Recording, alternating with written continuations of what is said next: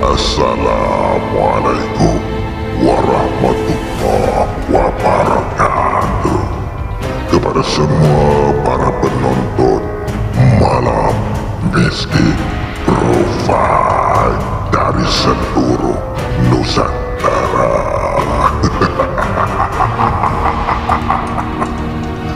Pada malam ini, Brother Fai akan sambung lagi kisah Mak Sena episod 8 season yang kedua, karya daripada Nini Osman, dan kisah ini datangnya daripada Kalimah Paranormal Team X. Mak Sena episod 8.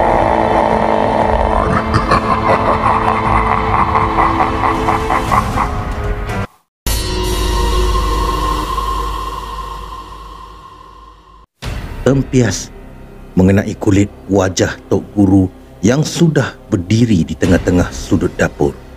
Jendela yang terbuka luas membenarkan angin dan tempias hujan berebut-rebut memenuhi dapur sehingga membasahi sebahagian sudut di situ. Yang lain hanya berdiri di ambang pintu dan tidak berani berganjak tanpa apa-apa arahan daripada Tok Guru, khawatir jika iblis-iblis itu akan mengamuk.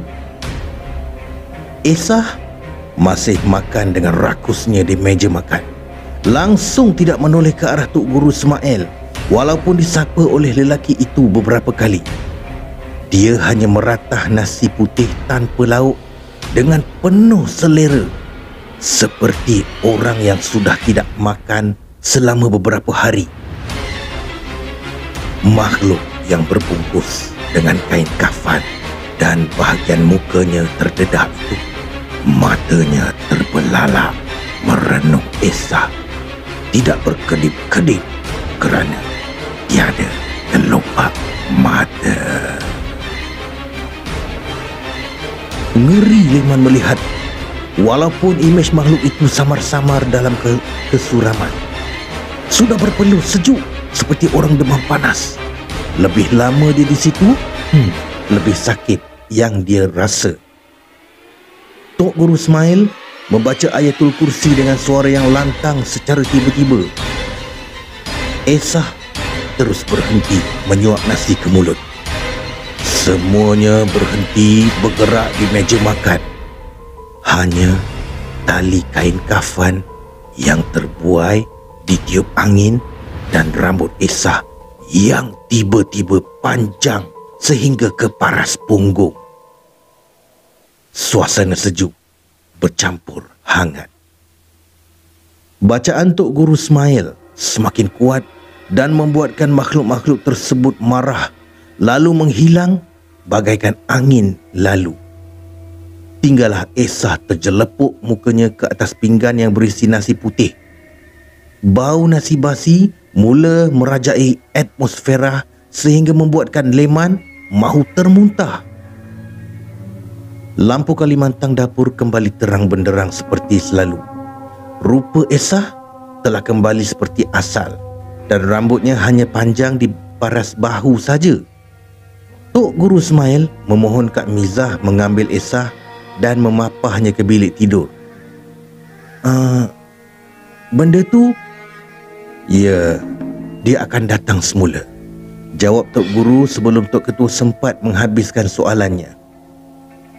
Tok Ketua mengangguk faham. Wajahnya keruh saja. Kak Mizah sudah membawa Esah ke bilik dan membaringkan ke atas katil. Muka Esah yang penuh dengan nasi dibersihkan dengan kain tuala kecil. Para lelaki sudah beralih ke ruang tamu. Mereka semua duduk di atas sofa sambil mendengar kata-kata Tok Guru Ismail. Yang di dapur hanya jelmaan arwah Mak Senah, bukan belaan arwah. Keheningan melanda rumah itu, walaupun di luar angin masih kencang dan hujan masih lebat. Leman menelan air liur sambil menoleh memandang jendela ruang tamu. Ia bergegar di amuk angin. Seram pula Leman kalau makhluk berbungkus itu mengintai dari jendela tersebut, lalu bergolek masuk. Imajinasinya kembali meliar. Tok, kenapa banyak sangat yang kacau Esa tu? Ibrahim bertanya. Sebab hatinya melihat Esa disakiti begitu. Kekhilafan ibu bapanya telah menjadikan Esa sebagai mangsa. Esa tiada pilihan dan dipaksa menjadi tuan baharu kepada iblis-iblis itu walaupun dia tidak mahu. Menangis-nangis minta dikasihani kerana dia tidak rela berdamping dengan mereka. Kerana Esa dengan kedua ibu bapanya tidak sama, Esa mahu hidup normal dan di atas landasan yang betul. Samad melirik jam di dinding rumah Tok Ketua. Sudah pukul 12.30 malam. Tidak sedar masa yang berlalu kerana terlalu tenggelam dengan peristiwa-peristiwa ngeri yang melanda. Ada orang yang lepaskan belaan-belaan arwah. Saya rasa ada seseorang yang seru jin-jin dalam hutan itu supaya menghantui penduduk kampung. Penjelasan Tok Guru membuatkan wajah mereka berkerut. Maknanya benda ni bukan mengacau Esa lah ya? Tok Ketua bertanya. Tok Guru Ismail mengangguk. Kalau kita tak lakukan sesuatu, penduduk kampung akan diganggu.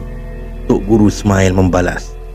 Aduh, semakin besar pula masalah mereka. Bukan setakat Esa, tetapi mula melibatkan seluruh penduduk kampung. Sakit kepala Tok Ketua dibuatnya. Saya akan uruskan tentang Esa dulu, Tok Guru Ismail menyambung. Kemudian dia minta diri untuk pulang. Dia menghadapi iblis-iblis tersebut sejak selepas subuh sehingga melepasi pukul 12.30 malam. Dia ingin berehat sementara menanti fajar seterusnya. Selepas subuh nanti dia akan menghubungi rakan-rakan seperjuangannya. Mungkin mereka boleh membantunya mengusir belaan-belaan arwah Mak Senah. Hati-hati memandu, Tok. Tok Ketua menitip pesanan. Tok Guru Ismail membalas dengan senyuman lalu mengangguk. InsyaAllah. Mari saya hantarkan. Tok Guru memandang tiga sekawan tu. Hujan yang lebat menghalang mereka pulang ke rumah. Tak apa, Tok. Saya akan hantar dia orang, Tok Ketua berkata. Tak apa Jalal. Kamu rehatlah. Saya boleh hantar Leman, Ibrahim dengan Samad. Tok Guru Ismail menolak lembut. Lagipun sudah sehari suntuk Tok Ketua menjadi pemandu mereka. Tok Ketua menghormati keputusan Tok Guru Ismail. Motor-motor ni semua esok pagi kamu ambil.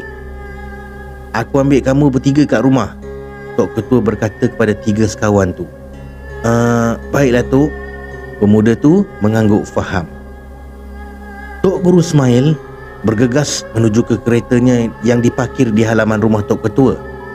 Selepas tu, dia memandu kenderaannya mendekati beranda untuk memudahkan pemuda-pemuda tu masuk dalam kereta. Kami balik dulu Tok. Esok pukul berapa Tok nak ambil kami? Leman bertanya. Dalam pukul 8 pagi lah, Tok Ketua membalas. Leman, Ibrahim dengan Samad bergegas masuk ke kereta setelah memberi salam. Samad duduk di kusyen sebelah pemandu dan rakan-rakannya duduk di belakang. Kereta pun dipandu meninggalkan rumah desa tersebut. Di sepanjang perjalanan, macam-macam soalan yang ditanya oleh tiga pemuda tu, semuanya dijawab oleh Tok Guru dengan tenang. Mereka akan kembali ke hutan dan rumah Esa setelah Tok Guru menghubungi rakan-rakannya. Tok Guru Ismail memandu pulang ke rumah selepas mengantar mereka. Sampai saja ke rumah, dia tidak terus mematikan enjin. Sebaliknya, menghalakan lampu kereta tepat ke rumah. Aura hitam masih menyelubungi sekitar dan dia tahu iblis itu masih bermain-main di dalam rumahnya. Tok Guru melepaskan steering dan merenung rumahnya selama beberapa minit sehingga pintu utama terkuak perlahan-lahan.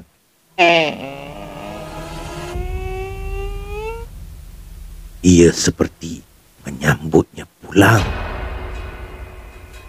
Tok Guru membaca ayat suci Al-Quran dan keluar dengan sekaki payung. Hujan masih lebat membasahi bumi.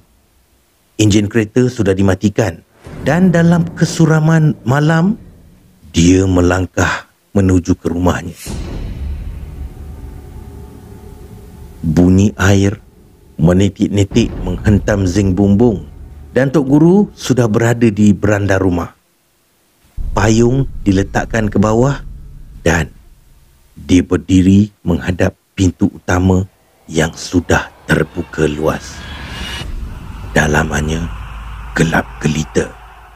Hanya angin yang berbunyi-bunyi menyapa telinga. Dia ada di dalam, sedang duduk di kerusi sambil merenung ke arahnya. Lagaknya seperti tuan rumah baru. Tok Guru Ismail mengerut kening apabila tubuhnya terasa kaku dan kejung. Urat sarafnya terasa tegang sehingga menyebabkannya berasa sakit. Allahu Akbar! Dia beristighfar di dalam hati kerana lidahnya tiba-tiba kaku. Bertubi-tubi zikrullah dan selawat membasahi sanubarinya. Ismail. Kau masih ingat aku, Ismail?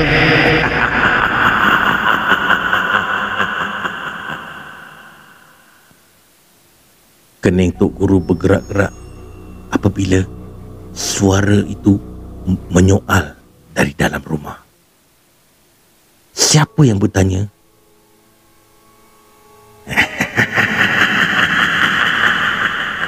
Aku dah balik, Ismail.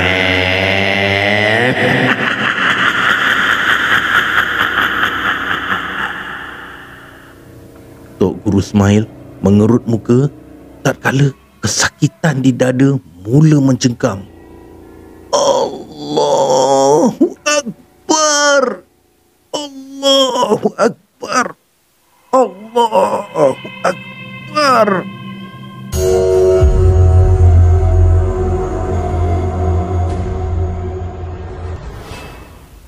Ya saudara, itulah dia kisah Mak Senah episod ke-8 season 2. Kita akan sambung lagi ke episod yang ke-9 pada hari yang lain. Terima kasih Nini Osman, terima kasih kepada KPTX dan juga terima kasih kepada anda yang sudi menonton kisah ini. Jangan lupa subscribe, tekan butang loceng, komen dan share kerana subscribe itu gratis. Kita jumpa lagi. Peace. No war.